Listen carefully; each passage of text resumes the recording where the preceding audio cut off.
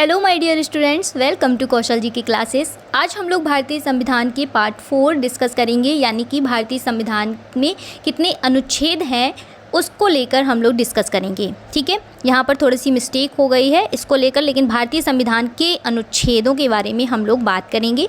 जो भी विद्यार्थी हैं सभी लोग UPSSC पैट एग्ज़ाम की अगर तैयारी कर रहे हैं तो आप लोगों के लिए डेली जीके क्लासेस आपको मेरे चैनल पर मिल जाएंगी, प्रोवाइड हो जाएंगी। आप लोग वहाँ पर ज़रूर विजिट करिएगा, चैनल को देखिएगा और सभी जीके क्लासेस की तैयारी अच्छे से करिएगा। ठीक है, और अगर आप लोग किसी अदर कॉम्पिटिटिव एग्जाम की तैयारी कर रहे हैं तो भी आपको जीके जीएस तो पढ़ना ही पड़ेगा। ठीक है, क्योंकि जीके जीएस हमेशा ही सभी कॉम्पिटिटिव एग्जाम में आपसे पूछा जाता है। चलिए फिलहाल हम लोग आज की वीडियो में संविधान के अनुच्छेदों के बारे में पढ़ेंगे।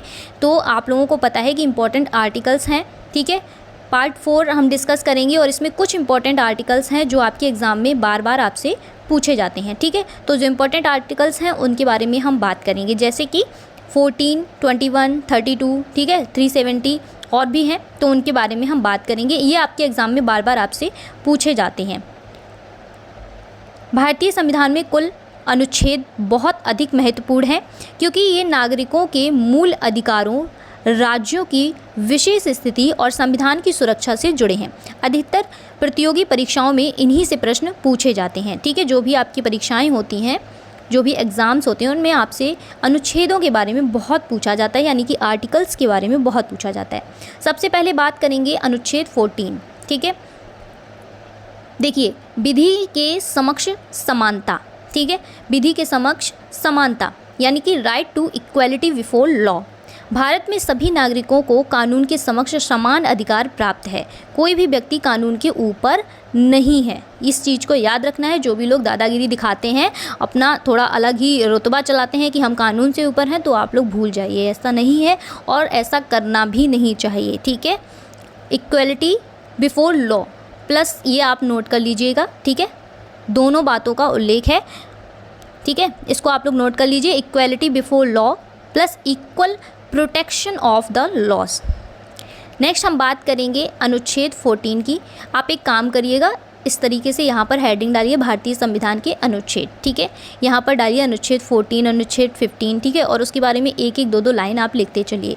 क्या होता है, चार्ट बनाने से हम लोग को चीज़ें माइंड में रहती हैं। जब आपके एग्ज़ाम होते हैं तो आपको बहुत सारी चीज़ें, ऐसे पूरा चार्ट जब आपके माइंड में आता है ना, तो बहुत सारी चीज़ें अपने आप याद आ जाती हैं, है ना।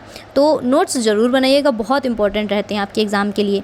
चलिए बात करेंगे अनुच्छेद 15 की। धर्म, जाति, लिंग आदि के आधार पर भेदभाव का निषेध किया जाता है अनुच्छेद 14 में। ठीक है, राज्य किसी भी नागरिक के साथ केवल धर्म, जाति, लिंग, जन्म स्थान आदि के आधार पर भेदभाव नहीं कर सकता है। क्या लिखा है? नहीं कर सकता है। ठीक है, इसमें सामाजिक समानता सुनिश्चित होती है। नेक्स्ट बात करेंगे हम अनुच्छेद 16 में। देखिए, हमने बहुत शॉर्ट में, बहुत ही सरल भाषा में लिया है, जिससे जो आपके एग्ज़ाम में पूछा जाए, जो सटीक जानकारी है, बस उतनी आपको मिल सके। ठीक है, ज़्यादा एक्स्ट्रा पढ़ने का कोई मतलब नहीं बनता है।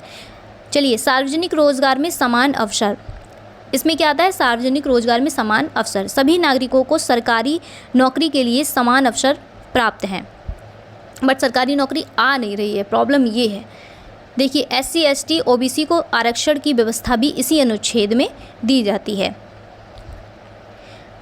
अनुच्छेद 19 में क्या कहा गया है कि अभिव्यक्ति की स्वतंत्रता, बोलने, विचार व्यक्त करने, संगठन बनाने, भारत में कहीं भी आने जाने व रहने की आज़ादी देता है। कौन? अनुच्छेद 19। ठीक है, लेकिन कुछ प्रतिबंध जैसे कि सुरक्षा, नैतिकता, सार्वजनिक व्यवस्था आदि लागू किए जा सकते हैं। नेक्स्ट हम बात करेंगे अनुच्छेद 21 की। जीवन और व्यक्तिगत स्वतंत्रता का अधिकार। कानून द्वारा स्थापित प्रक्रिया के बिना किसी व्यक्ति के जीवन या स्वतंत्रता को नहीं छीना जा सकता है। ठीक है, इस अनुच्छेद की व्याख्या के अनुसार शिक्षा, स्वास्थ्य, पर्यावरण भी इसके अंतर्गत आते हैं। क्या आता है? शिक्षा, स्वास्थ्य और पर्यावरण। ठीक है, चलिए अब बात करेंगे अनुच्छेद 21A की। निःशुल्क और अनिवार्य शिक्षा का अधिकार इसके अंतर्गत आता है, और ये मोस्ट इम्पॉर्टेंट है, आप लगा लीजिए, आपके हर एग्ज़ाम में आपसे पूछा जाता है। ठीक है, कि कौन से अनुच्छेद में निःशुल्क शिक्षा का अधिकार दिया गया है, तो आपको पता होना चाहिए अनुच्छेद 21A में। ठीक है, और कितने वर्ष से कितने वर्ष तक के बच्चों के लिए निःशुल्क शिक्षा का अधिकार है, ये भी बहुत क्वेश्चन पूछा जाता है। तो 6 से 14 वर्ष के जो बच्चे हैं उनको निःशुल्क शिक्षा का अधिकार दिया गया है अनुच्छेद 21A में। ठीक है, देखिए, जो 86 आपका संशोधन था ठीक है। 86वें संशोधन 2002 द्वारा ये जोड़ा गया है, ठीक है। चलिए नेक्स्ट हम अनुच्छेद की बात करते हैं, वो मोस्ट इम्पॉर्टेंट था, इसको ज़रूर याद रखिएगा। अनुच्छेद 32 मूल अधिकारों की संवैधानिक सुरक्षा। यदि मूल अधिकारों का उल्लंघन होता है तो नागरिक सीधे सुप्रीम कोर्ट जा सकता है, ठीक है। संविधान की आत्मा किसे कहा जाता है? डॉक्टर भीमराव अंबेडकर जी को कहा जाता है और डॉक्टर भीमराव द्वारा कहा गया है इसको। चलिए अनुच्छेद 44 समान नागरिक संहिता। भारत के सभी नागरिकों के लिए समान कानून लागू करने की बात कही गई है अनुच्छेद 44 में। यह राज्य की नीति निर्देशक तत्वों में आता है। किस में आता है? नीति निर्देशक तत्वों में। नेक्स्ट बात करेंगे अनुच्छेद 370 की। जम्मू कश्मीर को विशेष दर्जा किस में दिया गया है? अनुच्छेद 370 में। अब हटा दिया गया है 5 अगस्त 2019 को, ठीक है, ये हटा दिया गया है। पहले यह अनुच्छेद जम्मू कश्मीर को संविधान में विशेष दर्जा देता था। यह क्या होता है कि अब यह राज्य 2 केंद्र शासित प्रदेशों में बट गया है, जम्मू और कश्मीर और लद्दाख, ठीक है। तो ये 2 अलग अलग हो गए हैं। पहले जम्मू कश्मीर एक साथ था तो इसीलिए उसको क्या किया गया था? उसमें शामिल किया गया था अनुच्छेद 370 में, ठीक है। चलिए नेक्स्ट हम बात करेंगे अनुच्छेद 368 संविधान संशोधन की प्रक्रिया इसमें आती है। संविधान में संशोधन कैसे होगा यह बताया गया है किसमें? अनुच्छेद 368 में, ठीक है, इसको याद रखिएगा।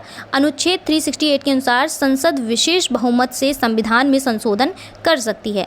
नेक्स्ट बात करेंगे अनुच्छेद 352 में राष्ट्रीय आपातकाल की बात की गई है। जब देश की सुरक्षा, युद्ध, बाहरी आक्रमण और आंतरिक विद्रोह हो तो राष्ट्रपति आपातकाल घोषित कर सकते हैं अनुच्छेद 352 के अंतर्गत, ठीक है। ऐसे समय में मूल अधिकार स्थगित किए जा सकते हैं।